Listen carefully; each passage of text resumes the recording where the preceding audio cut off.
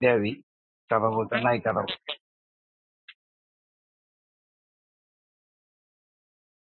Continue Amol भाऊ. धन्यवाद धन्यवाद शैलेंद्र भाऊ. नमस्कार मित्रांनो, माझं नाव अमोल, मी अट्टल दारुडा. हाय अमोल भाऊ. हाय हाय हाय. केवळ परमेश्वराची कृपा, अल्कोहोलिक सहानिवासनं दाखवलेला अचूक मार्ग म्हणजे मार्गदर्शकाची मदत, तुमच्या सर्वांची साथ आणि कुटुंबाचं प्रेम म्हणून आज माझ्यासाठी विषारी ठरलेल्या दारूच्या पहिल्या घोटापासून दूर आहे. सर्वप्रथम मी मुक्त साखळी ऑनलाईन समूहाचे आभार मानतो की त्यांनी मला आज सेवेची संधी दिली. आणि एक दोन गोष्टी बोलतो मित्रांनो. मी स्पीकर नाही, माझं पहिलीच वेळ आहे माझी ही अनुभव कथन करण्याची. इतका जास्त वेळ, 1 तासापर्यंत किंवा 50-55 मिनिटापर्यंत.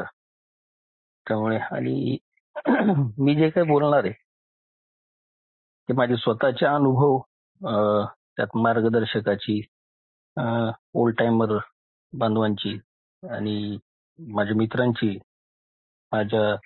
माझे जे सहप्रवासी मध्यमुक्तीतले त्यांची मला झालेली जी मदत आहे आणि जो माझा काही अनुभव आहे तो अनुभव मी शेअर करणार आहे.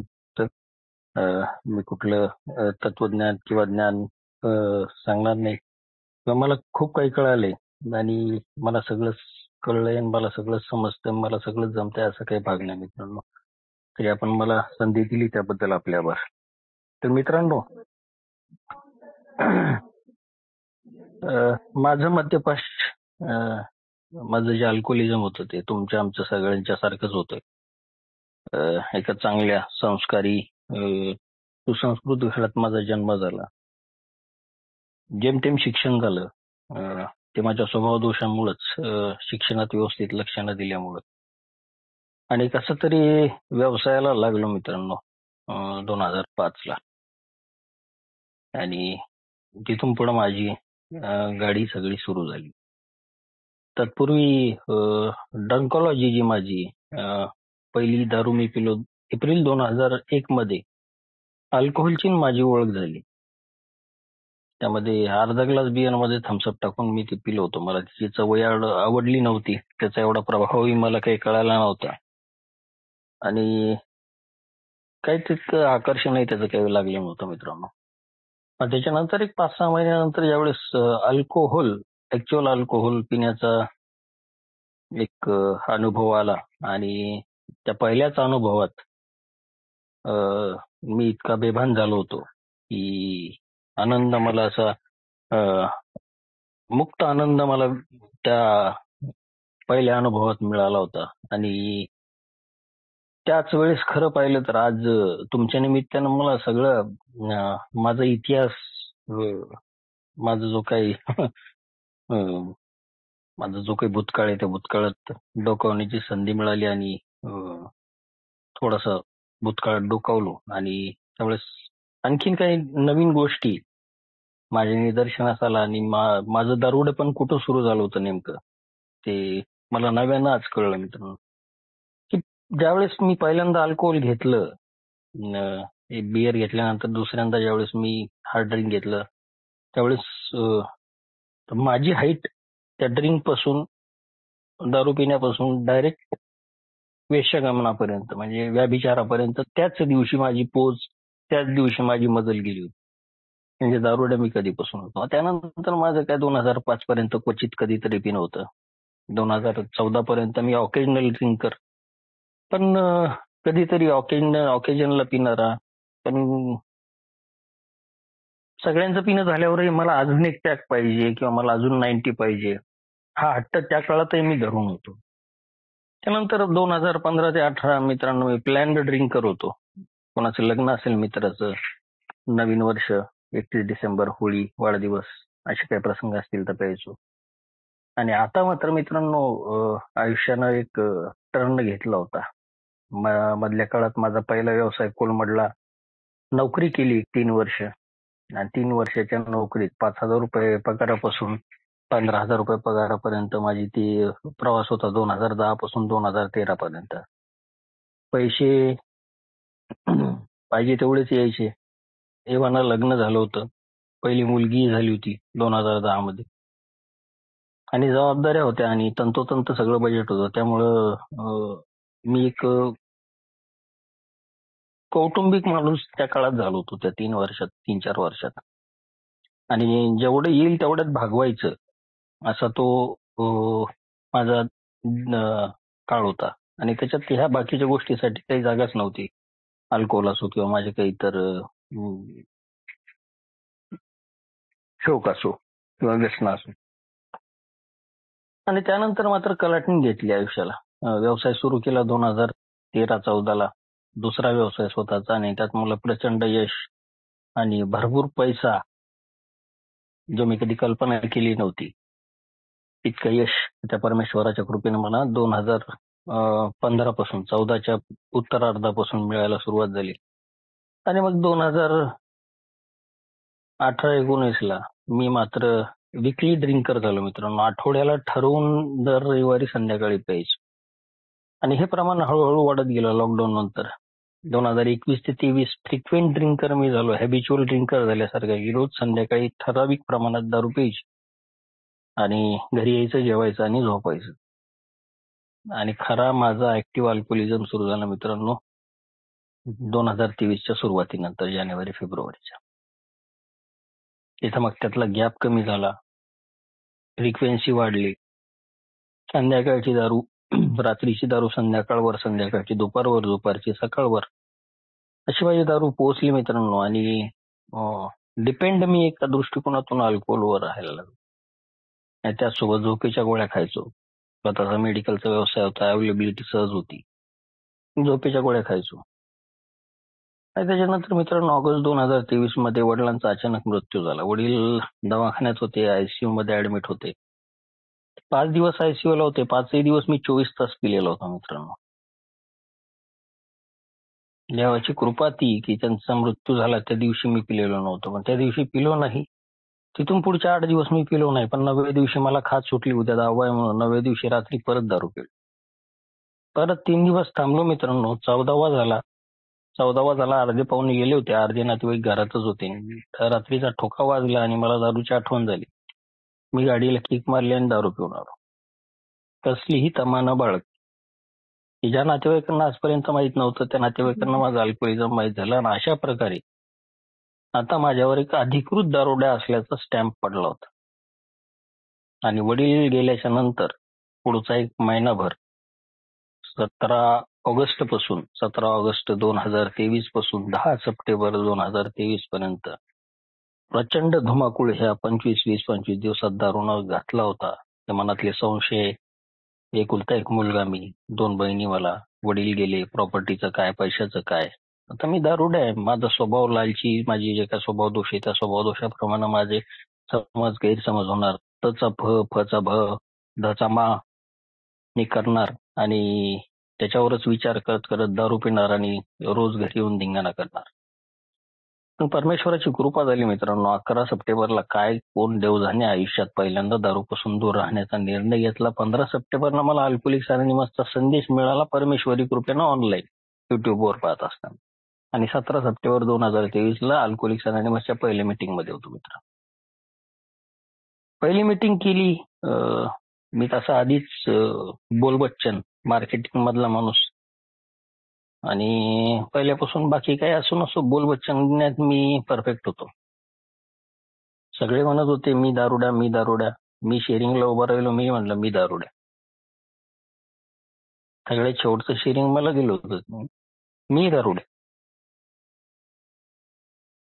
आणि मग मात्र सगळ्यांचे शेअरिंग ऐकून मी तिथं तुलना करायला लागलो की मी देशी पिलो नाही, मी चोरी केली नाही, माझी बायको निघून गेली नाही, माझं घर गेलं नाही, माझं नुकसान झालं नाही, माझा व्यवसाय अजून चालू आहे.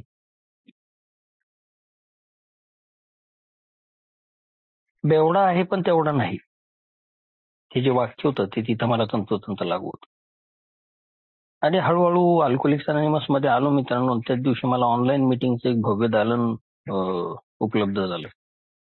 सोर्स जो लॉकडाऊन पासून माझ्यासारख्या दारुड्यांना लोणार मेंबर आहे मी, गावात एकटाच मेंबर आहे, तालुक्यात एकटाच मेंबर आहे हवं तर, आणि माझ्यासारख्या सभासदाला ऑनलाईन मिटिंगचा भांडार ओपन झाला आणि ऑनलाईन मिटिंग मध्ये मी जॉईन झालो. रमलो, 28 दिवस रमलो मित्रांनो. आणि त्या 28 दिवसानंतर तो पहिला प्रसंग आला, पहिली घसरण माझी झाली. 28 दिवसाच्या सोबरायटी नंतर, अल्कोहोलिक्स अनोनिमस मध्ये आल्यानंतर. आणि त्या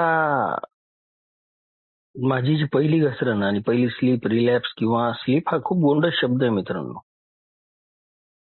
स्लीप शब्द वापरताना खूप गोंडस वाटतो, पण ऍक्च्युअल त्याच्यासाठी खूप वाईट असा आणि घाण शब्द किंवा आपल्या साध्या आणि शुद्ध मराठी भाषेत त्याला शेणखाणं जे म्हणतात तेच ते होतं मित्रांनो. आणि त्याच्या मागे भावना काय होती की माझ्यातला जो खोटा आत्मविश्वास होता किंवा डिनायल फॅक्टर जो माझ्या स्वभावातला होता, आजाराचा जो काही नकारात्मकतेचा भाग होता, की आता मी 28 दिवस थांबलोय ना, थांबू शकतो की मी आता, प्रमाणात पिऊ शकतो की मी आता. आणि त्या पहिल्या स्लीप मध्ये माझे 20 दिवस गेले मित्रांनो. 20 दिवस मी स्लीप राहिलो. परत अल्कोहोलिक्स अनोनिमस मध्ये आलो. 62 दिवसाची सोबरायटी त्यानंतर. त्यावेळेस थोडस झपाट्यानं मीटिंग करायला लागलो होतो, ऑनलाईन, फिजिकल. काही अल्काथॉनला जाऊन आलो, काही कार्यक्रमाला जाऊन आलो, काही वर्कशॉपला जाऊन आलो. आणि मग तो काळा दिवस उगवला मित्रांनो, 28 डिसेंबर 2023 माझ्या आयुष्यातला. संभाजीनगर, औरंगाबादला मी गेलो होतो. माझ्या नातेवाईकाकडे वर्ष श्राद्धाचा कार्यक्रम होता आणि त्या शहरात माझ्या खूप काही आठवणी होत्या. आनंदाने दारू पिलेल्या, प्रमाणात दारू पिलेल्या, मर्यादित प्रमाणात दारू पिऊन माझे जे काही इतर स्वभाव दोष होते किंवा जे इतर ज्या माझ्या सहज प्रवृत्त्या होत्या, सैरभैर झालेल्या, त्या शमवण्याचं ठिकाण म्हणजे संभाजीनगर होतं मित्रांनो. माझ्या पहिल्या दारूनं जो मला आनंद आणि जो व्यभिचार झाला होता, तो व्यभिचार करण्याची राजधानी म्हणजे ते शहर होतं मित्रांनो. आणि तिथं मद्यपान थांबवल्यानंतर पहिल्यांदा मी आलो होतो, रेल्वे स्टेशनला उतरलो, ऑटोत बसलो नातेवाईकाच्या घरी जाताना. आणि जिथं मी स्टेशन जवळ लॉज रूम करून राहायचो मित्रासोबत, लॉज मला खुणावत होती. तिथले ते स्टेशनच्या आजूबाजूचे बार मला खुणावत होते. आणि तिथून नातेवाईकाच्या घरापर्यंत जाईपर्यंत प्रत्येक बार मला खुणावत होता. पण कुठंतरी अल्कोहोलिक्स अनोनिमसची माझी गाठ बांधलेली होती, म्हणून मी त्या कार्यक्रमाच्या गडबडीत त्या सगळ्या गोष्टीकडे दुर्लक्ष झालं. 4 वाजता कार्यक्रम संपला आणि 6 वाजताची माझी परत निघण्याची गाडी होती मित्रांनो.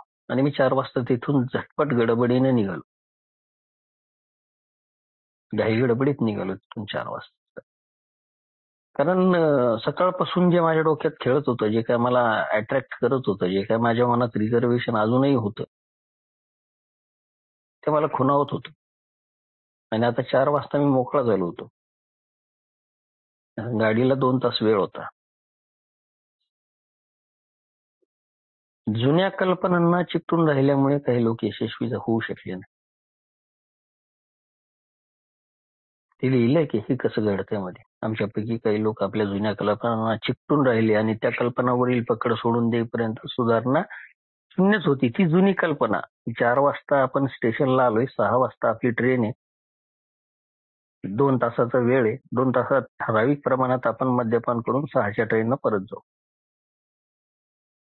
ठराविक प्रमाणात मद्यपान करून बारमध्ये घुसलेला मी तिथं ते 6 कधी वाजून गेले आणि 7 ही ट्रेन कधी निघून गेली, बाटलीचं झाकण उघडलं, बाटली रिकामी झाली, पोटात गेली, फिजिकल अलर्जी ऍक्टिव्ह झाली. आणि तिथून पुढचं माझं जो काय धुमाकूळ होता, त्याच्यानंतर माझी जी सहज प्रवृत्ती व्यभिचाराची ती उफळून आली. आणि रात्री 12 वाजेपर्यंत मी गिरट्या घालत होतो. त्या संभाजीनगर शहरात ॲटो करून. त्याच्यानंतर तिथं मधल्या काळात त्या बारमधून निघालो आणि जे काय माझे स्वभावदोष होते ते शमवण्यासाठी बाहेर जाण्याआधी दारुडा अत्यंत चाप्टर आणि हुशार असतो. आधी आपण लॉजला रूम बुक करूया आणि नंतर बाहेर जाऊया. ज्या लॉजला रूम नेहमी बुक करायचो तिथं रूम बुक केली मित्रांनो. फ्रेश झालो, परत एकदा तिथून बाहेर निघालो, रिक्षा केला आणि त्या रिक्षावाल्यासोबत रात्री 12 वाजेपर्यंत फिरलो मित्रांनो. त्याच व्याभिचारापायी प्रचंड प्रमाणात मद्यपान केलं. त्या रिक्षावाल्यालाही दारू पाजली. सोबत जी स्त्री आली होती त्या स्त्रीलाही दारू पाजली. आणि त्या लॉजवर जाऊन राडा घातला की तिला मला घेऊन जायचं होतं लॉजमध्ये. आणि त्यांना माणूसने त्या ऑटोवाल्याला आणि त्या स्त्रीला तिथून काढून टाकलं आणि मला वर रूम मध्ये नेऊन झोपवलं. दुसऱ्या दिवशी सकाळी उठलो. दुसऱ्या दिवशी सकाळी रेल्वे स्टेशन समोर होतं. लॉज मधून बाहेर आलो. येवली चहा दिसत होता मला. आणि चहा प्यावा आणि 8:30च्या ट्रेनला निघून जाऊ आपण. 8:30च्या ट्रेनला जाऊ. चहा पिला आणि चहा पिऊन त्या पायरीवर बसलो. समोर बघतोय तर काय 7:30 वाजता बार उघडा. रेल्वे स्टेशनला बार उघडा. अरे बा, काहीही विचार न करता जे माझ्या डोक्यात विचार होते की 8ची ट्रेन पकडून घरी जायचं, गावी जायचं, तो विचार क्षणात मावळला मित्रांनो. आणि बार उघडा दिसताच मी बारमध्ये बसलो. तिथून पुढे दुपारपर्यंत मी तिथं मद्यपान करत होतो. आणि कोणाचे फोन आले, कोणाला फोनवर काय बोललो माहित नाही, आजही आठवत नाही. फक्त एका मेंबरला सांगितलं होतं, अल्कोहोलिक्स अनॉनिमसच्या माझ्या मेंबरला, ज्याच्याशी माझा संपर्क झाला होता. आणि त्याला मी सांगितलं होतं की मी आता 6च्या ट्रेननं बसतोय आणि 9 वाजेपर्यंत साधारण घरी पोहोचेल. आणि त्याच्यानंतर माझा मोबाईल स्विच ऑफ झाला. मोबाईल स्विच ऑफ झाला, सोबत चार्जर नाही, बॅग नाही, खिशात पैसे नाही. जे काय पैसे होते लॉजवाला आला. लॉजवाल्यानं मला हाकलून बाहेर काढलं. तो म्हणला 10 मिनिटात तुम्ही रूम सोडा. तुम्ही आमचे जुने कस्टमर होते म्हणून आम्ही तुम्हाला रात्री रोडवर काढलं नाही, पण आता 10 मिनिटात तुम्ही रूम रिकामी करा. परत तेच 4 वाजेची वेळ होती मित्रांनो. परत 6 वाजेची ट्रेन होती आणि परत तोच बार होता आणि परत मीच तो होतो. तिथं बसलो मित्रांनो, परत पिलो आणि त्या ट्रेन मध्ये जाऊन झोपलो. त्या दिवशी मात्र ट्रेन पकडली होती. मधल्या दरम्यानच्या काळात माझा मोबाईल स्विच ऑफ झाला होता.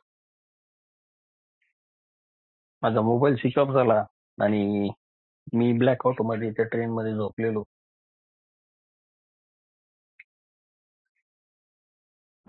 आणि जेव्हा मला जाग आली मित्रांनो, माझ्या स्टेशन पासून मी पुढे 100 किलोमीटर गेलेलो होतो आणि ब्लॅकआउट मध्येच होतो. परत जाऊन झोपलो आणि मी जाऊन पोहोचलो तेलंगणा राज्यात, जो त्या ट्रेनचा लास्ट स्टॉप होता तिथं. मोबाईलला चार्जिंग नव्हती. एकाचं चार्जर घेऊन मोबाईल चार्ज करण्याचा प्रयत्न केला, मोबाईल चार्ज झाला नाही. मला एका ठिकाणी ट्रेन माझ्या गावाच्या दिशेनं जाताना दिसली. त्या रिकाम्या ट्रेन मध्ये मी जाऊन बसलो. स्टेशनवर पुरेशी जागा नव्हती बसायला, त्यामुळे त्या ट्रेन मध्ये मी जाऊन बसलो. आणि मला वाटलं ही सकाळची जी ट्रेन सकाळी सकाळी पोहोचणारी, त्यावेळेस रात्रीचे 1:30 वाजले होते मित्रांनो. आणि सकाळी सकाळी पोहोचणारी जी ट्रेन आहे त्या ट्रेन मध्ये मी बसलोय आता आणि मी सकाळी बरोबर पोहोचेल. वेळ कळत नव्हता, काळ कळत नव्हता. तर नाव त्या ट्रेनवरचं वाचलं आणि त्या ट्रेन मध्ये जाऊन झोपलो. अख्खी ट्रेन रिकामी होती मित्रांनो. अख्खी ट्रेन रिकामी. आणि त्याच्यात मी त्या ट्रेन मध्ये झोपलेलो. मला समजत काहीच नव्हतं. पूर्ण ब्लॅकआउट, थोडं थोडं ब्लॅकआउट मधून बाहेर पडत होतो, पण ती झोप डोळ्यावरची, ती नशा अजून उतरलेली नव्हती. झोपलो आणि एका ठिकाणी गाडी थांबली मित्रांनो. तो होता रेल्वेचा यार्ड.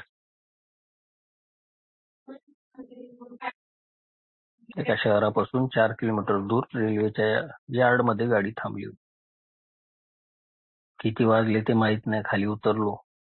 आजूबाजूला काळकुत्रे, माणूस तर काय चिटपाखरूही दिसत नव्हतं. 5-6 रेल्वेच्या ट्रॅक, त्या ट्रॅकवर उभ्या असलेल्या मालगाड्या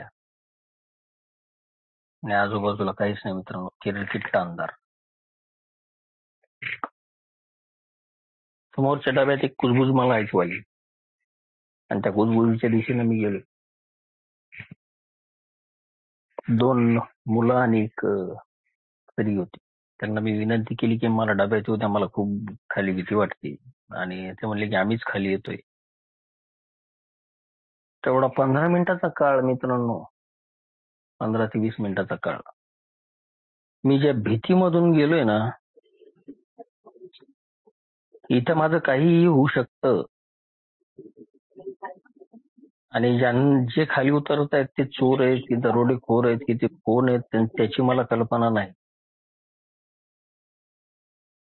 ते खाली उतरले मित्रांनो आणि त्यांनी मला विचारलं कुठं जायचं. म्हणलं नांदेडला जायचं मला. ते म्हणे आमचा ऑटो येतोय, तुम्ही चालता का आमच्या ऑटोत? म्हणलं ठीक आहे, मरता क्या नाही करता. त्याच्या ऑटोत बसलो मित्रांनो, नांदेड स्टेशनला पोहोचलो. परत तोच सीन, खिशात पैसे नाही, मोबाईलला चार्जिंग नाही, मोबाईल मध्ये फोन पेला पैसे, मोबाईल चार्जिंगला लावला, जीवाला स्टेशनला पोहोचलो, मोबाईल चार्जिंगला लावला, हॉटेलमध्ये नाश्ता केला, चहा पिला, जे काय माझं व्यसन होतं निकोटीनचं ते भागवलं आणि मोबाईल काही चार्ज झाला नाही. दरम्यान माझ्या रेल्वेची वेळ झाली. रिक्षावाला पैशाची मागणी करत होता, त्याला सांगत होतो मोबाईल चार्ज होते आणि 40 रुपये बिल माझं तिथलं झालं होतं. मोबाईल काही चालू होत नव्हता. ट्रेनची अनाउन्समेंट झाली, मी त्या हॉटेलवाल्याला मोबाईल मागितला विनंती करून की माझा मोबाईल चालू होत नाही, खिशात पैसे नाहीत, पैसे मोबाईल मध्ये. तर हॉटेलवाल्यानं मोबाईल जप्त करून घेतला मित्रांनो आणि 40 रुपये आणून देऊन मोबाईल घेऊन जा असं सांगितलं.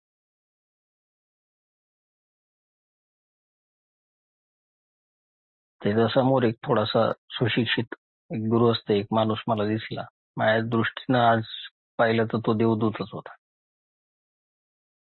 त्याला रिक्वेस्ट केली हात जोडून आणि त्याने 100ची नोट काढून दिली. माझं 40 रुपयाचं पेमेंट केलं आणि मला मोबाईल तिथून घेऊन दिला मित्रांनो. रिक्षावाल्याने मला पैशाबद्दल विचारलं, म्हणलं पैसेच नाहीये. त्यानं माझा मोबाईल जप्त करून घेतला होता. कसा तरी हातापाया पडून मोबाईल काढून घेतला होता. रिक्षावाल्यानेही सोडलं मला. ठीक आहे म्हणलं, काय अडचण नाही, पैसेच नाहीये म्हणल्यावर काय. आणि रेल्वेत येऊन बसलो मित्र. सकाळी 8 वाजता घरी पोहोचलो 2 दिवसानंतर. तोपर्यंत घरच्यांना लोकेशन लागत नव्हतं, मी कुठं गेलोय, काय गेलोय. मोबाईल स्विच ऑफ होता, जीपीएस लोकेशन सापडत नव्हतं. पोलीस स्टेशनला इन्क्वायरी झाली होती, औरंगाबाद शहराच्या पोलीस स्टेशनला इन्क्वायरी झाली होती, माझं लोकेशन सापडत नव्हतं. सकाळी 10 वाजेपर्यंत मी पोहोचलो नसतो तर माझी मिसिंगची कंप्लेंट रजिस्टर होऊन होती. मी 8 वाजता पोहोचलो घरी. गेट उघडलं, घरात आलो. आईच्या तोंडातून उद्गार निघाले, अमोल आला. पत्नी पळत आली आणि बहिणीच्या तोंडातून उद्गार निघाले, कसा आला?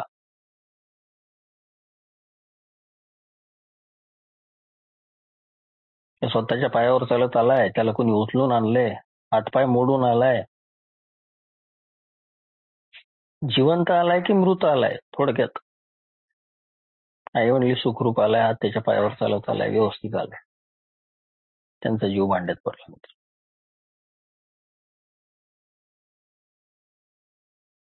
आणि ह्या माग ह्या माझ्या ज्या ती जी स्लीप आहे माझी दुसरी स्लीप झालेली, ती तब्बल 2 महिने चालली ऑन ऑफच्या पॅटर्न मध्ये. त्या ऑन ऑफच्या पॅटर्न मध्ये मी जेव्हा पिलो तेव्हा मला प्रचंड भयंकर नुकसान झालं मित्रांनो. एकदा मी रात्री, मला लोकेशन लागत नव्हतं, ब्लॅकआउट मध्ये होतो आणि गाडीवर बसून मी विटांची भट्टी, त्या विटांच्या भट्टीत जाऊन धडकलो आणि सुदैवानं ज्या ओल्या विटा केलेल्या वळत घातलेल्या होत्या त्याच्यावर काट्याची कुंपण टाकलेलं होतं, त्या कुंपणात मी जाऊन पडलो. प्रचंड मला जखमा झाल्या होत्या शरीराला, पायाला, हाताला. त्याच्या 5 फुटावरच पेटलेली विटांची भट्टी होती मित्रांनो. त्या ओल्या विटात जाऊन पडण्याऐवजी मी जर त्या पेटलेल्या भट्टीत गेलो असतो तर गाडी सगळं मी त्या दिवशी भस्म झालो असतो आणि तिथून मला घरी आणण्यात आलं. आणि मग ज्यावेळेस या 2 महिन्यात त्याचं थोडंसं विचार मंथन त्याच्यावर मी कारण शोधण्याचा प्रयत्न केला तर त्यात मला कारण सापडली की माझा समज होता की माझं तेवढं नुकसान झालेलं नाही. माझा व्यवसाय आहे, चालू आहे. कमी झालाय पण व्यवसाय चालू आहे. बायकोही अजून गेलेली नाही, घरही सुरक्षित आहे. नातेसंबंधही अजूनही नातेसंबंध कायम आहेत. अल्कोहोलिक्स अनॉनिमस मध्ये जातोय आणि स्लीप हा गोंडस शब्द एव्हाना माझ्या घरच्यांना पाठ झाला. माझ्या मुलींना, माझ्या आईला, माझ्या बहिणीला. त्याच्यामुळे त्यावेळेसही त्यांनी मला माफ केलं. नंतर 75 दिवसाचा सोबर काळ मित्रांनो, आणि माझी तिसरी स्लीप.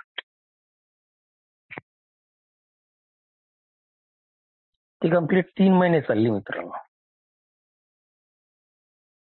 आणि ह्या स्लीप मध्ये येणारे अनुभव पहिल्या स्लीप पेक्षा भयंकर होतं. नुकसान होणारं भयंकर होतं. आणि त्यावेळेस मग माझ्या अपेक्षा वाढत गेल्या मित्रांनो. घरच्यांनी माझी कर्ज फेडली पाहिजे, घरच्यांनी मला मदत केली पाहिजे. तेव्हा माझी आर्थिक परिस्थिती डबघाईला आली होती. व्यवसाय आता बंद होण्याच्या दिशेने चालला होता हळूहळू. आणि मार्केटमध्ये जी माझी जुनी येणी, त्या येणाऱ्या पैशावर माझा घर खर्च चालत होता. कर्ज प्रचंड झालं होतं डोक्यावर, अजूनही आहे, फिटलं नाहीये. होम लोनचे हप्ते रेग्युलर भरत होतो. त्या काळात होम लोनचे 2 हप्ते थकले, होम लोनची नोटीस आली. आणि अजूनही माझा अहंकार ठेचला गेलेला नव्हता. मी काहीतरी वेगळा आहे, मी काहीतरी स्पेशल आहे. आणि हे घरचे मला समजून घेत नाही. आता मी सोबर आहे, दारूपासून दूर आहे, याच्या मीटिंगला जातोय, सगळं करतोय, मग आता यांनी मला मदत करायला पाहिजे. घरच्यांना दिसून येत होतं की मला कामाचा आळस आलाय, मी पडून खातोय आलेल्या पैशावर. माझेच पैसे, ठीक आहे माझेच पैसे, पण माझी कामाची सवय मोडतीये, माझी सिस्टीम बिघडतीये. पूर्वी मी तर तसा होतो का नाही, माझं जे सिस्टमॅटिक वर्क करण्याची जी पद्धत होती ती पद्धत बिघडत चालली होती मित्रांनो. पूर्ण बिघडली होती, पूर्ण कोलॅप्स झाली होती. आणि ओव्हर कॉन्फिडन्स चढला होता मला. 75 दिवसात मीटिंग होस्ट करायला लागलो होतो, मोठे मोठे शेअरिंग करायला लागलो होतो, लिटरेचरवर बोलायला लागलो होतो. आणि सात्विक अहंकार एक प्रकारचा मला चढला होता. आणि मग त्या 75 दिवसाच्या नंतर झालेल्या स्लीपची त्यावेळेस मी कारण शोधण्याचा प्रयत्न केला. त्यावेळेस मला असं दिसून आलं की बाहेरून येणाऱ्या पैशाची जीवावर मी बसून खात होतो. घरच्यांनी मदत करावी, आईनी मदत करावी, वडिलांच्या पेन्शनचे पैसे, वडिलांच्या अकाउंटचे पैसे आईच्या अकाउंटवर ट्रान्सफर झाले होते. आणि त्यातनं आईने मला 2 लाख रुपये काढून दिले होते. ते 2 लाख रुपयात मला काही कर्ज नील झाले असते माझे.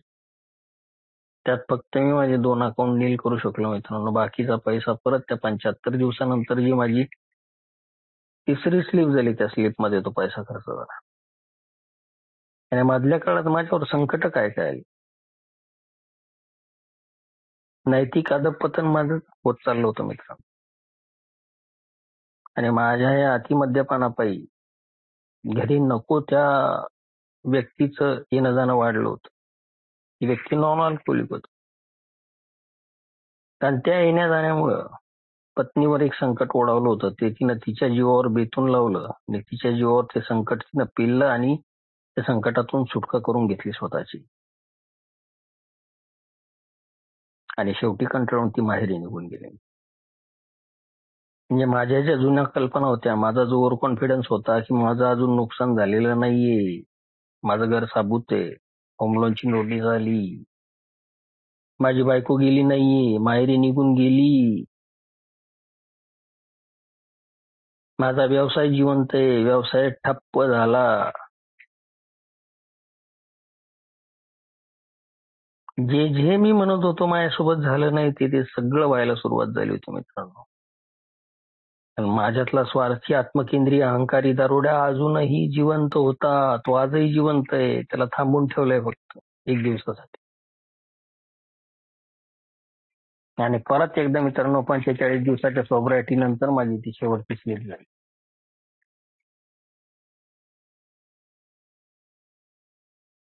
ऑन ऑफ मध्ये 1 महिना गेला मित्रांनो.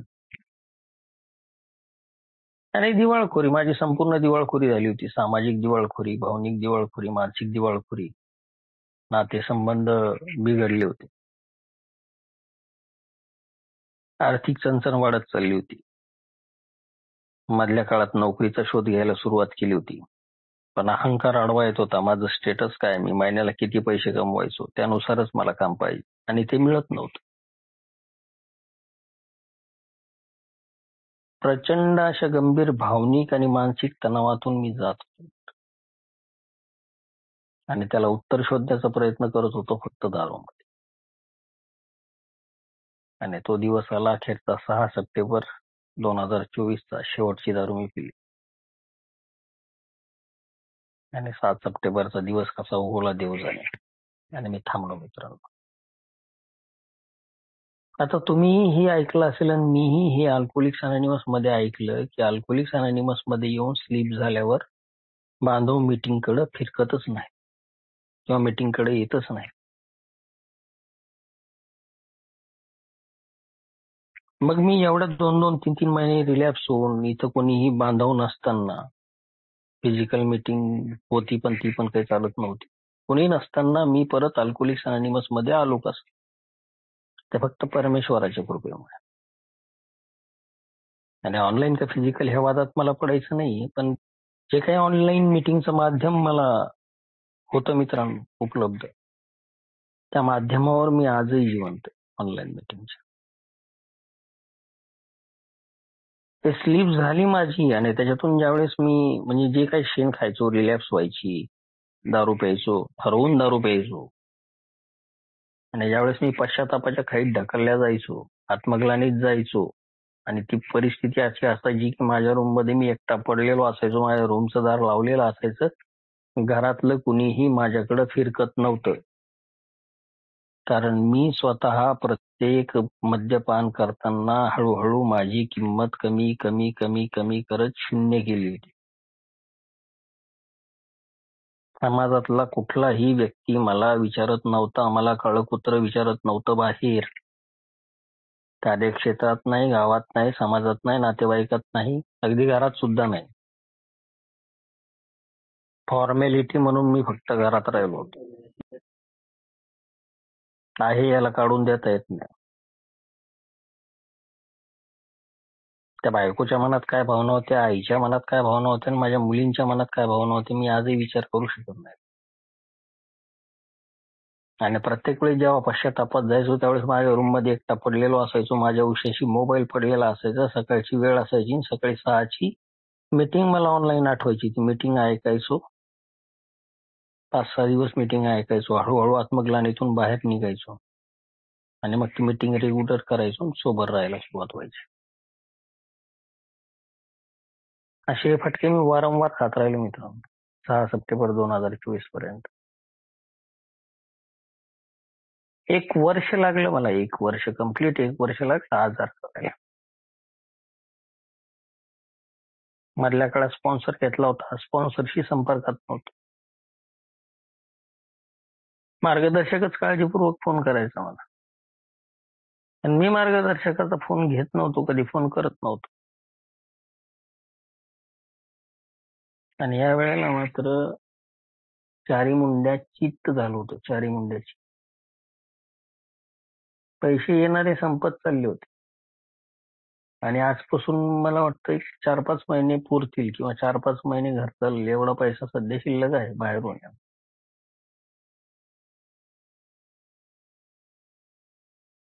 ती वास्तविकता डोळ्यानं पाहिली, वेळ लागला अजूनही स्वीकारायला. इतके दिवस मी काय करत होतो मित्रांनो, 1 वर्ष अल्कोहोलिक्स अनोनिमस मध्ये येऊन की इतरांकडे लक्षपूर्वक लक्ष देत होतो आणि स्वतःकडे लक्षपूर्वक दुर्लक्ष करत होतो. आणि कार्यक्रम मला सांगतो की स्वतःकडे लक्षपूर्वक लक्ष देणे आणि इतरांकडे लक्षपूर्वक दुर्लक्ष करणे. मी टिवल्या बावल्या करत होतो. याचं शेअरिंग असं, त्याचं शेअरिंग असं, ह्या ऑल टाइमरचं असं, ह्या मेंबरचं तसं, त्या मेंबरचं तसं.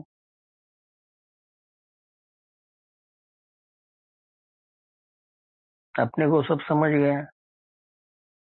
मला प्रतिबिंबावर शेअरिंग येतं, मला ॲजबील सीजीट वर शेअरिंग येतं, मी बिग बुक वर बोलतो, मी 12 पायऱ्या 12 रुळीवर बोलतो. स्पीकर म्हणून नाही, मीटिंग मध्ये 15-15, 20-20 मिनिट.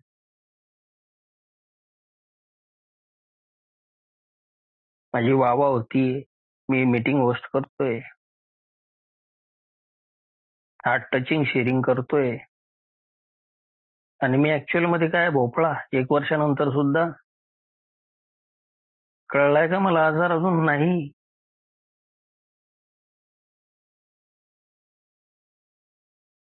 7 सप्टेंबर पासून मित्रांनो परत तेच कंटिन्यू मीटिंग. 1 आठवडा गेला. दरम्यानच्या काळात गणपती, महालक्ष्मी, नवरात्र आणि दिवाळी हे सगळे सण एका पाठोपाठ एक लागत आले.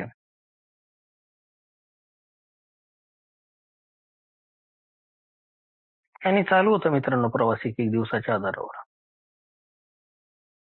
आता मात्र तो स्वीकार यायला हळूहळू सुरुवात झाली होती असं मी म्हणणार नाही. अजून स्वीकार व्हायला सुरुवात झाली. खऱ्या अर्थानं मी आता पहिल्या पायरीवर आहे. पहिल्या आणि दुसऱ्या पायरी. मार्गदर्शकाला विचारलं कार्यक्रम सुरू करू का. मार्गदर्शक म्हणला वर्षभर वाट पाहिली तुझी, आता 1 वर्ष पूर्ण कर. आणि 1 वर्ष पूर्ण झाल्यानंतर माझ्याकडे तोपर्यंत ज्या गोष्टी सांगतो त्या गोष्टी फक्त फॉलो कर. कंटिन्यू मीटिंग चालू केल्या मित्रांनो. स्पॉन्सर सोबतचा संपर्क वाढवला. कुठं जरी वाटलं तरी स्पॉन्सरला फोन करायचा. काही जरी खटकलं स्पॉन्सरला फोन करायचा. काही जरी आनंद जरी झाला स्पॉन्सरला फोन करायचा. दुःख जरी झालं स्पॉन्सरला फोन करायचा. मलाच कधी कधी वाटायचे जे आयला स्पॉन्सर कंटाळले आणि काय लावलंय. तो माझा स्पॉन्सर ऐंशीला मित्रांनो. कारण त्यानं मला स्लीप पोझिशन मध्ये 1 वर्ष सांभाळलं. लिहिलंय लिटरेचर मध्ये, बिलच्या नजरेतून मध्ये पान नंबर 68 वर, घसरलेल्यांना समजून घेण्याची गरज असते. घडलं त्याबद्दल वाईट वाटणं ठीक आहे, पण जास्त खंत नको, आत्मग्लानी नको. मग मला स्पॉन्सरनं लिटरेचर उकडायला सांगितलं मित्रांनो. आणि स्लीप किंवा रिलॅप्स याच्यावर लिटरेचर मध्ये जे काही लिहिलंय, ॲजबील सीजीट मध्ये 11 पानं आणि प्रतिबिंबामध्ये 101 पान, 147 नंबरचं नकारात्मकतेकडून सकारात्मकतेकडे. त्याच्यामध्ये BW म्हणतात की तुमची ही स्लीप तुम्हाला रसातळाला नेण्याऐवजी त्यातून बाहेर कसे पडायचे हेच शिकवेल. आणि हे प्रतिबिंब 28 डिसेंबर 2023ला माझी स्लीप झालेली एका बांधवाला माहीत झाली होती. आणि त्या बांधवानं मला व्हॉट्सअपला 147 नंबरचं पान पाठवलं होतं. ते पान मी वाचलं होतं. पण मी इतका उलट्या खोपडीचा बेवडा आहे की माझ्या मते तुमची स्लीप तुम्हाला रसातळा नेण्याऐवजी त्यातून बाहेर कसे पडायचे हेच शिकवेल. म्हणून मग अजून स्लीप व्हायला काय हरकत आहे. उलटा विचार, प्रत्येक गोष्टीत उलटा विचार. तर सगळं पॉझिटिव्ह लिहिलंय. खालचा पॅरेग्राफ वाचणार कोण आहे. वरच्या 2 लाईन माझ्या महत्वाच्या आहे. स्लीप मला रसातळाला नेणार नाही, त्याऐवजी बाहेर कसं पडायचं हे शिकवणार आहे. हो अजून स्लीप मी कसं घेतो, वाचनही कसं घेतो, त्या लिटरेचरचा अर्थ काय काढतो आणि त्या लिटरेचरवर काम काय करतो. 9 महिने गेले मित्रांनो. हे पान वाचल्यानंतर 147 पान मी आज तुम्हाला वाचून दाखवतो. हे पान वाचल्यानंतर 9 महिने गेले माझे स्लीप मध्ये. फक्त माझ्या डिनायल मध्ये, माझ्या अहंकारापायी. आणि सगळ्यात मोठा गुण माझा दुर्गुण, वास्तवापासून पलायनवाद. मला वाटायचं मी डोळे जाग केली, संकट माझ्यापासून दूर गेलं. पण ते संकट अजून जोरात मोठं होऊन माझ्या मागे पळत यायचं. आणि हळूहळू 7 सप्टेंबरला थांबल्यानंतर ते स्पॉन्सरनं लिटरेचरच्या मदतीतून लिटरेचरची मदत घेऊन पुस्तकातून मला सांगितलं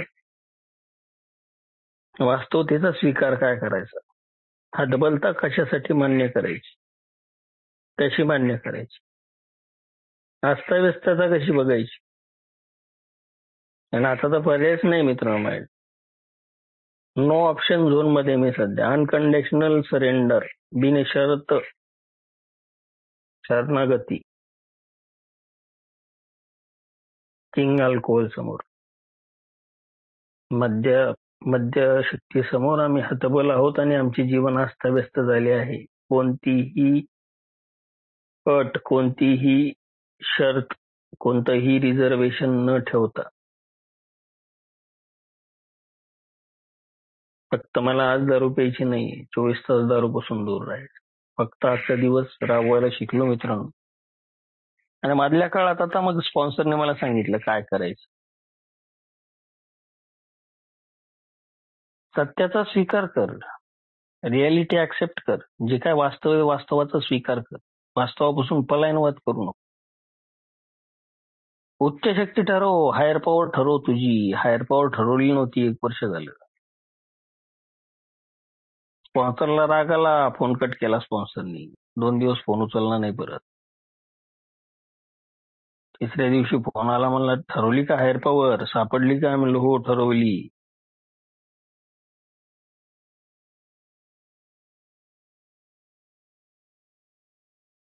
आणि इतकं भयंकर आयुष्य झालं होतं मित्रांनो सप्टेंबर महिन्यात. अनमॅनेजेबिलिटी तर भरपूर होती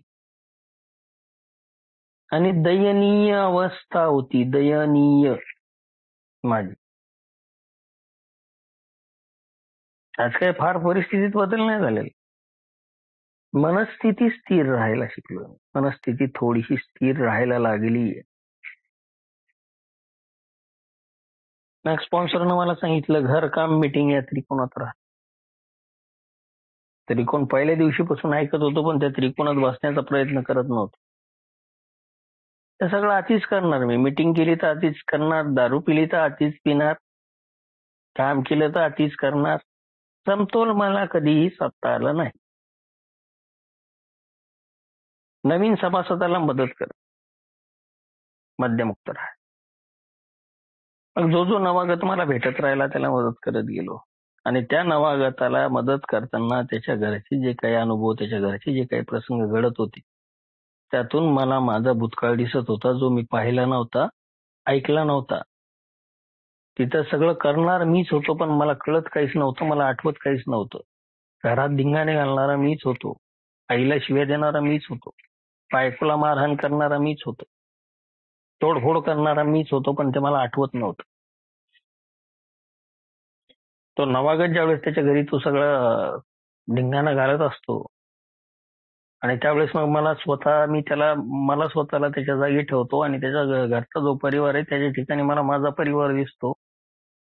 त्याच्या परिवाराची हतबलता आणि माझा माज मद्यपाश आजाराचा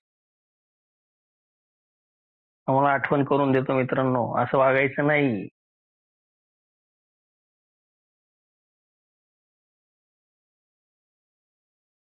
तर मला आठवण करून देतो की तू असं वागलाय, भूतकाळात असं वागलाय, आता असं वागू नको, आता दारू पिऊ नको, दारू पिलास परत तर हे चालवणार. तर नवागत मला सांग. थोडीशी सवय लावली मित्रांनो. घरात जे माझ्या वाट्याला कामं येतील, जे कामं मी करू शकतो ते कामं करायला सुरुवात केली. रोजच्या मुलींच्या अंथरुणं पांघरुणं घालणं, रोज अंथरुण पांघरुण काढणं, घरच्यांना आंघोळीला पाणी काढून देणं,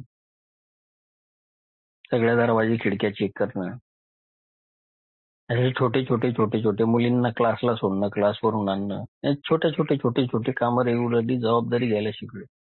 आणि स्पॉन्सरनं सांगितलं हे ठरवून ज्यावेळेस तू काम करशील त्यावेळेस तुला जबाबदारीची जाणीव येईल आणि तुला एक सातत्य लागेल. जी तुझी सिस्टीम जी बिघडलेली आहे ना, ती सिस्टीम मध्ये यायला तुला मदत. पुढे मार्गदर्शकानं सांगितलं की एक दिनक्रम आख, काय काम करायचं ते काम. काही काम नसलं तरी तू काय करणार दिवसभर. मग मी पलंगावर पडून राहणार हे सुद्धा तिच्यात लिही दिनक्रमात. तंतोतंत पाळला गेला नाही तरी ही दिनक्रम असेल. पहिल्या दिवसापासून ऐकतो आणि 1 वर्ष आखलाच नाही. स्पॉन्सरनं सांगितलं कागदावर लिही, कागदावर लिहून डायरी कर, खिशात डायरीमध्ये लिही आणि संध्याकाळी झालेल्या कामावर टिक मार्क कर. काय समाधान वाटतं ते मला सांग, कसं वाटतं ते मला सांग. ते करायला शिकलो मित्रांनो, शिकतोय, शिकलेलो नाही, मला सगळं कळालेलं नाही. स्वतःच बदल करायचा सांगितलं स्पॉन्सरनं, इतरांना बदलायला जाऊ नको म्हटलं. घरातल्यांनी कसं वागायचं ते त्यांचं त्यांनी ठरवायचं. तुला काय करायचंय ते तू तुझं ठरव. आणि एक महत्वाचा प्रश्न विचारलाय, तुला दारू सोडायची कशासाठी? किंवा तुला दारू थांबवायची कशासाठी?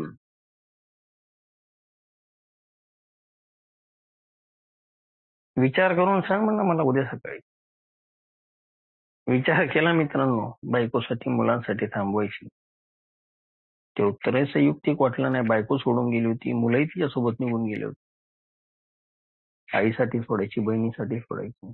आईला पेन्शन आहे, बहीण सांभाळायला तयार. कोणाचं काहीही अडत नाही माझ्या वाचून, कारण ती सवय मीच त्यांना लावली मद्यपानाच्या काळात. ऍक्टिव्ह अल्कोहोलिझम 2, 2.5, 3 वर्षाचं होतं. त्या 3 वर्षात मी कुठंच नव्हतो, त्यांच्या मोजमापात कुठंच नव्हतो मी. दिवसभराच्या कार्यक्रमात कुठलं काम करायला नव्हतं, कुठली जबाबदारी घ्यायला नव्हतं, कुठंच नव्हते. त्यांना माझ्या असण्या नसण्यानं काहीच फरक पडणार नव्हता. आहे म्हणून सांभाळायचे.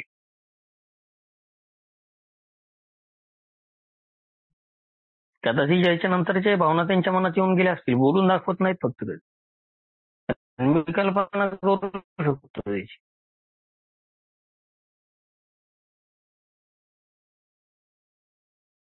मग मला उत्तर मिळालं की मला स्वतः जिवंत राहण्यासाठी स्वतःसाठी दारू बंद करायची किंवा दारू थांबवायची. मला स्वतःचा जीव वाचवायचा आहे. ठीक आहे म्हणलं, जीव वाचवायचा आहे ना, सांगतो तसं. प्रश्न जीवन मरणाचा आहे. पहिल्या दिवशीपासून स्पॉन्सर बोलून सांगत होता. हो, माझ्या कानातून आरपारच जात होतं सगळं. या कानानं ऐकायचं आणि त्या कानानं सोडून द्यायचं.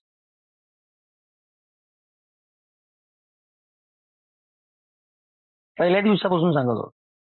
मी रडायचो परिस्थितीबद्दल. स्पॉन्सर दरवेळेस सांगायचा, नशिबानं दिलेली बक्षिसं जशी उपभोगली तशी नशिबानं दिलेले फटकेही तुला खावंच लागणार आहे. बक्षीस उपभोगली आणि नशिबानं दिलेली.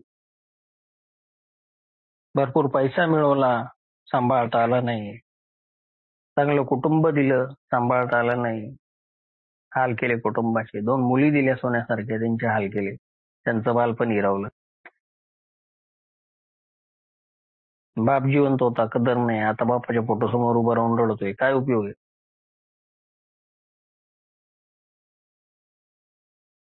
सगळं सांगत होता स्पॉन्सर, सगळं सगळं सगळं सांगत होता, पण माझं डोकं बंद होत. अहो, पहिल्या दिवशी ऐकलं होतं ऑनेस्टी, ओपन माइंड, विलिंगनेस. फक्त ऐकलं होतं, समजलं नव्हतं मला. आणि मी शेअरिंग मध्ये सांगायचो नवागताला, ऑनेस्टी, ओपन माइंड, विलिंगनेस, प्रामाणिकपणा, खुले मन आणि मनाची तयारी. माझं काय? भोपळा.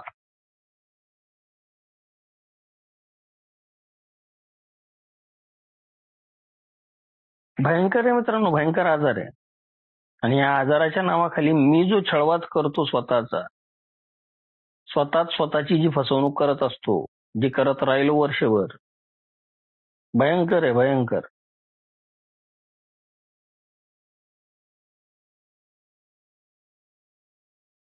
दारू बाटलीच आहे, पण पाश माझ्याच आहे. मद्य बाटलीच आहे, पाश माझ्या अंगात अडकले. गाणं एक, नशा शराब में होता तो नाचती बोतल.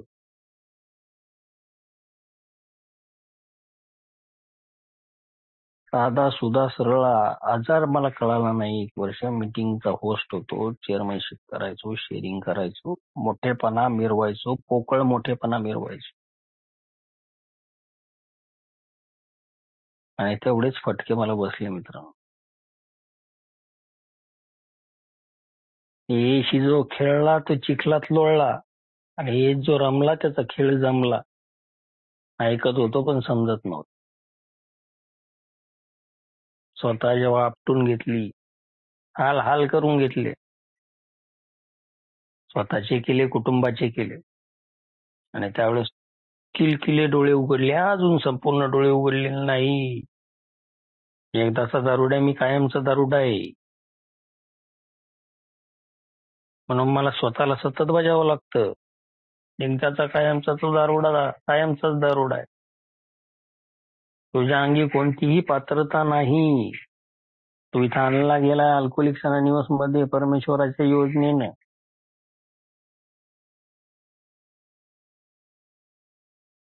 त्यानंतर स्पॉन्सरने मला सांगितलंय वेळा पाळा. कोणाकडे पैसे आणायला जायचं वेळेत जा. कोणाला दिलेली वेळ पाळा. वेळ पाळली म्हणजे तुझी सिस्टीम सुधारायला सुरुवात होईल. आज वेळ दिली, माझी लायकी नसताना स्पीकर म्हणून अनुभव कथन करायला बोलवलंय मुक्त साखळीला. माझं काम आहे 7:30 वाजता मीटिंगला हजर राहणे.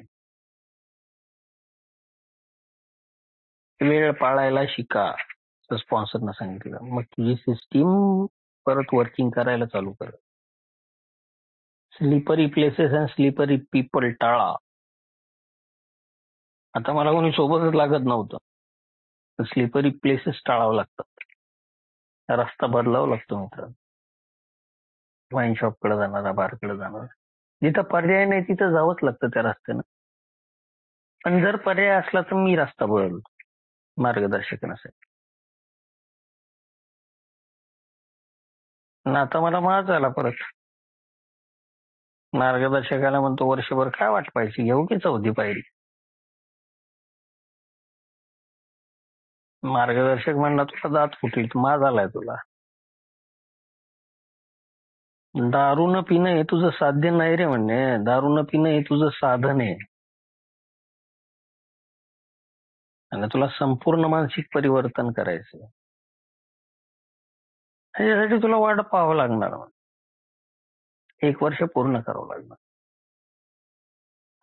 प्रश्न वर्षाचा नाहीये मित्रांनो. स्पॉन्सरही जाणकार असतात. स्पॉन्सर कोणती गोष्ट सांगतो मार्गदर्शक तर काहीतरी त्याच्या मागे त्याची विचार असतात. विचार करूनच स्पॉन्सर सांगत असतो. 1 दिवसाचा कार्यक्रम मी 1च दिवसासाठी पाळायचा. मला 24 तासातच पाळायचं, सकाळपासून संध्याकाळपर्यंत. प्रार्थना घेत नव्हतो. प्रार्थना घ्यायला लागलो सकाळ संध्याकाळ 2 वेळा. जे काही माझ्याकडे शिल्लक आहे, भरपूर काही शिल्लक आहे. अर्धा ग्लास जरी माझा रिकामा असला, अर्धा ग्लास माझा भरलेला आहे. आजही पत्नी सोबत आहे, मुली सोबत आहे, आई सोबत आहे. घराचं छप्पर अजून डोक्यावर आहे.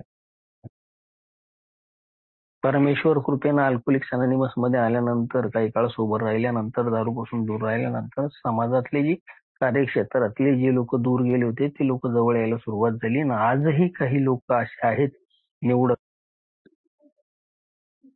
की जे मला मदतीचा हात द्यायला. पण मी थोडासा वाट पाहतो मित्रांनो. प्रत्येक गोष्ट मार्गदर्शकाला विचारून, कोणताही निर्णय घेताना मार्गदर्शकाला विचारून.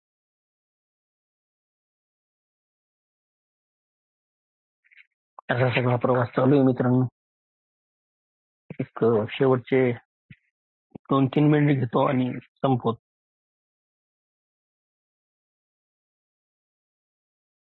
ऍज सीजीट मध्ये काही पानं लिहिले ते महत्वाचे आहेत. काही वाक्य आहेत ठळक ठळक लिहिलेले, जे मार्गदर्शकाने मला वाचनामध्ये सांगितले आणि ते मी शिकतोय, त्याचा कित्ता गिरवतोय. तर पान नंबर 11वर लिहिलंय की खंत भावनेने नैराश्यामुळे येपासून दूर राहून चालणार नाही. उलट तीच एक जागा आहे जिथं तुम्ही असायला हवं. पान नंबर 11 ऍज बिल सीजीट. म्हणून खंत भावनेने किंवा अपराधीपणाच्या भावनेने स्लीप नंतर अल्कोहोलिक्स अनोनिमस मधून मी तुटलो नाही मित्रांनो. अल्कोहोलिक्स अनोनिमसनं माझा हात धरून ठेवला.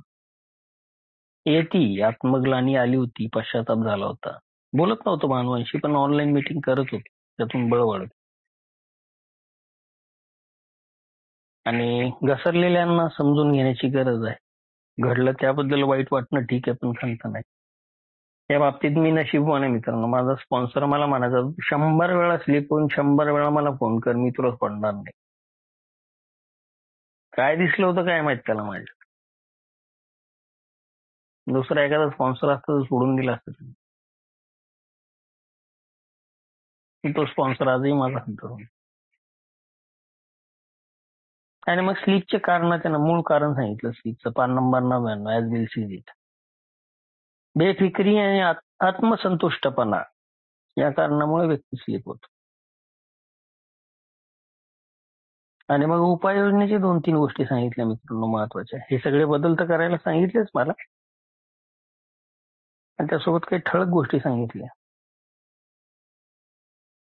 पान नंबर 154 वर लिहिले की मद्य नेहमी एकट्याला घाबरवू शकते, पण आम्हाला माहीत आहे की ते आमचं सार्वजनिक हित नष्ट करू शकत नाही, म्हणून मला कळपात राहणं आवश्यक.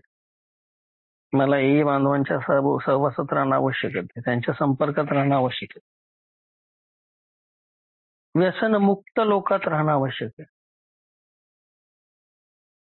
व्यसनातून मुक्त झालेले निर्व्यसनी लोक मला काही सांगू शकत नाही. निर्व्यसनी लोकांची मला भाषा कळत नाही.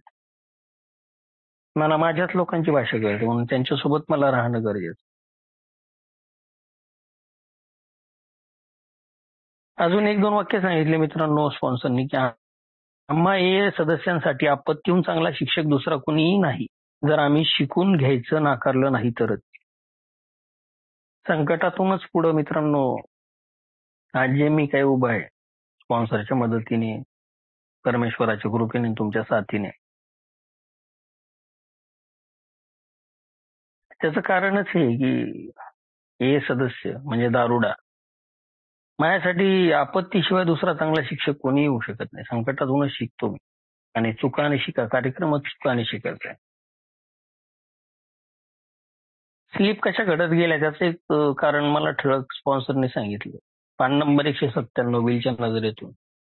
एका समर्थनातून दुसरं जन्म घेतं आणि त्यातून शेवटी आपण पुन्हा पूर्ण वेळ बाटली सोबत राहू किंवा असू.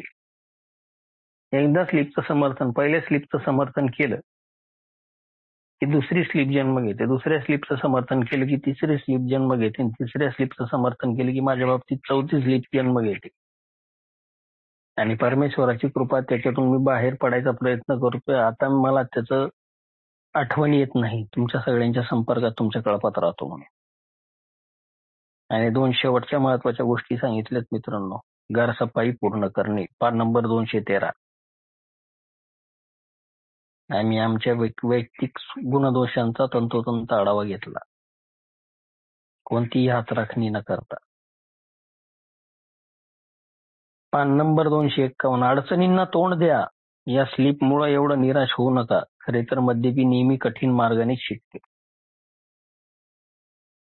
वास्तवापासून पलायनवाद करू नको, तर स्पॉन्सरनं मला सांगितलं. अडचणींचा सामना कर, मदत करायला तुला शेकडो हात आहेत. फक्त अडचणींसमोर उभा राहा, प्रार्थना कर देवाची, परमेश्वर, हायर पॉवर, उच्च शक्ती तुझ्या पाठीशी. कृतिशीलतेचा अभाव होता मित्रांनो. खूप अभाव होता कृतिशीलतेचा माझ्यात. थोडीशी कृतिशीलता यायला सुरुवात झाली मित्र. आणि सगळ्यात शेवटचं आणि सगळ्यात महत्वाचं, पान number 291 as will sees it वरचं सगळ्यात महत्वाचं वाक्य माझ्यासारख्या दारुड्यांसाठी लिहून ठेवलंय. त्या सहसंस्थापकांची, आपले अल्कोहोलिक्स अनोनिमसच्या संस्थापकांची मी कायम ऋणी आहे त्या वाक्यासाठी, की जे वाक्य मला सगळे सांगत होते. समाजातले लोक सांगत होते, घरातले लोक सांगत होते, मित्र सांगत होते, माझे शिक्षक सांगत होते. पान नंबर 291 वेदना हारक की वेदना शामक. आणि खाली एक वाक्य लिहिले की मद्यामध्ये दुःखाचा कायमचा नाश करण्याची कोणतीही शक्ती नाही. मला कायमचं दुःख नाश करू शकत नाही मद्य. मला तात्पुरता विसर त्या दुःखाचा पडणार आहे जोपर्यंत मद्याचा प्रभाव माझ्यावर. ज्यावेळेस तो प्रभाव संपून जाईल त्याच्यानंतर माझे दुःख हे पहिल्यापेक्षा 100 पटीनं वाढलेलं असेल. प्रयत्न करतो मित्रांनो सावरण्याचा. एक दिवसाच्या आधारानं, तुमच्या सगळ्यांच्या साह्यानं, परमेश्वराच्या कृपेनं आणि मार्गदर्शकाच्या मदतीनं वेळ थोडा जास्त घेतला, त्याबद्दल क्षमस्व. जे काय अनुभव होते ते माझे स्वतःचे अनुभव होते. त्याच्यातून जे पटलं त्याचं ठीक, जे पटलं ते घ्यावं, नाही पटलं ते सोडून द्यावं.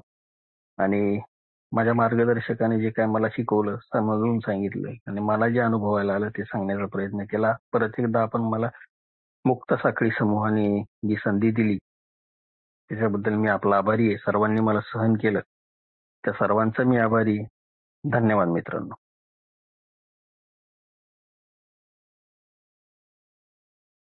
थँक्यू अमोल भाऊ. मुक्त साखळी समूहामध्ये तुमचं स्वागत आणि मनापासून आभार मानतो. मला जो सब्जेक्ट विषय दिला होता, तुम्ही तुमच्या अनुभवातून बऱ्याचशा काही गोष्टी सांगितल्या. नक्की त्याचा फायदा नक्की सगळ्यांना होणार आहे. मित्रांनो, आज झालेल्या स्पीकर मीटिंगवर जर कोणाचे काही प्रश्न असतील कृपया ध्यान दें। कृपया ध्यान दें। कृपया ध्यान दें। अगर किसी भाई या बहन को शराब के मामले में समस्या हो या शराब छोड़ना हो तो कृपया संपर्क करें जीएसओ इंडिया, मतलब ये वेबसाइट पर संपर्क करें www.aagsoindia.org और अपने आसपास AA मीटिंग ढूंढने के लिए यह वेबसाइट पर जाएं www.aa.org/findaa। धन्यवाद।